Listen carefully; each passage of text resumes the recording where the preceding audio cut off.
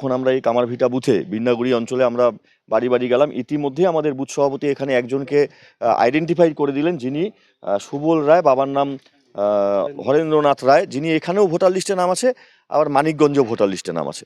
এরকম 14-15 জন উনি ইতিমধ্যেই সার্ভে করে বের করেছেন।